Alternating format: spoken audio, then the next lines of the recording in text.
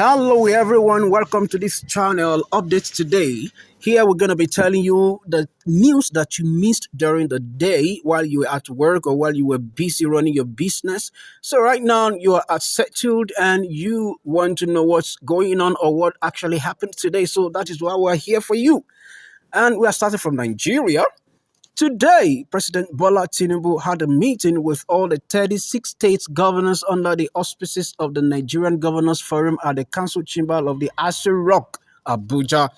And that's because of the hike in the prices of food that has been hitting the country consistently lately.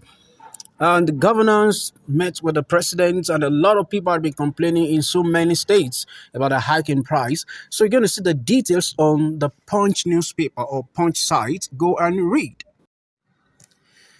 And still talking about the hike in the prices of food, the National Bureau of Statistics (NBS) had said today that the headline inflation rate had increased year on year by 0.98% to 29.9% in January 2024. That's from 28.92% in December 2023. My God, that is too much of a gap. Oh my goodness, what's going on?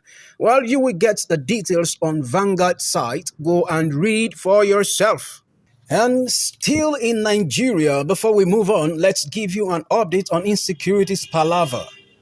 Due to the worsening security challenges such as kidnapping and banditry in the country, there have been clamor for the establishment of state police.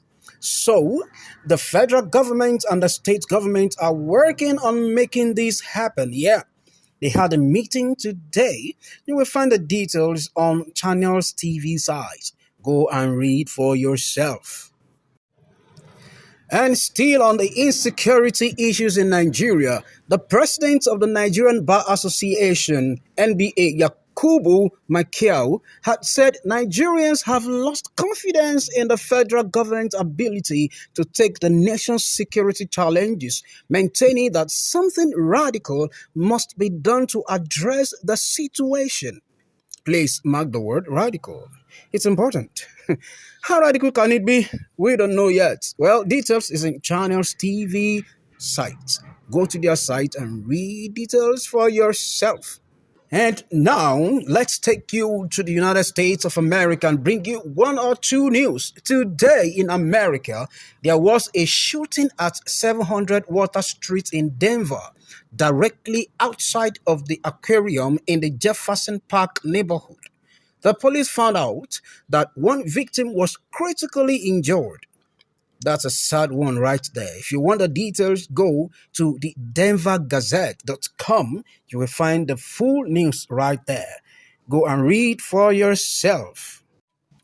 Still in America, the Russian President Vladimir Putin had said that he'd rather have Joe Biden, 81 years in the White House, than having Donald Trump, 77, because the former was an old-school politician. He says Joe Biden is more experienced, he's more predictable. He doesn't think his age or mental acuity are a problem. Is that really true? I don't know. Details in USA Today. There has been a report that the Israeli troops on Thursday today charged into Nasser Hospital in southern Gaza in a dramatic raid in search of remains of Hamas-held captives.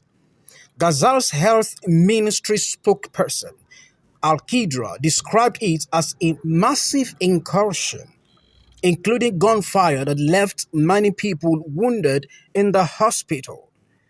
Details in USA Today. Go read for yourself. That's a serious one. Now, let's quickly touch the United Kingdom. Oh my goodness. We are starting with a sad news. A murder investigation has been launched after a 16-year-old boy was stabbed to death. The teenager was attacked by two people wearing masks in Ronsley Park in Bristol on Wednesday. The victim ran to Stapleton Road, where a motorist assisted him before he collapsed in West Street, Old Market, and died at the scene right there. Oh my goodness. Oh my God. That's so sad. Condolences to the family. You will get the details in bbc.com. Go and read for yourself. The UK economy fell into recession after people cut spending. People spending less, doctor strikes, and a fall in school attendance dragged the UK economy into recession at the end of last year, as shown by official figures. The economy shrunk by a larger than expected 0.3% between October and December, after it had already contracted between July and September. So the UK is in recession if it fails to grow for two successive quarters. I hope the government is doing something ASAP about that. Full details in bbc.com. Go and read for yourself. Let's quickly touch India. Supreme Court strikes down electoral bonds ahead of polls. A constitution bench of the Supreme Court on Thursday struck down the electoral bonds scheme, calling it unconstitutional. The ruling, which comes just months ahead of the Lok Sabha elections, was delivered by a five-judge constitution bench, putting an end to a contentious method of political funding that has been under scrutiny since its inception. For full details, go check indiatoday.com. That's where you're going to get the full details. Go and read for yourself.